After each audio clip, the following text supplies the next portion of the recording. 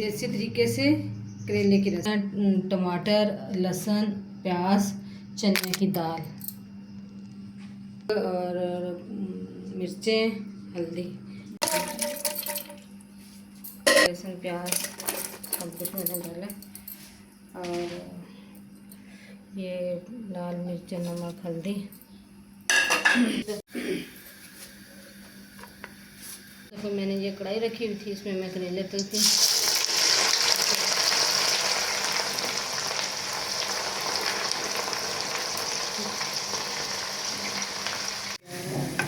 तो जो हमारे करेले कटे हुए करेले तैयार हो गए, तो करेले मैंने तल लिए घी में।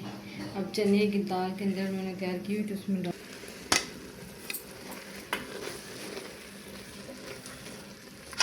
चने की दाल की रेसिपी तैयार, देसी तरीके से मैंने बनाई है।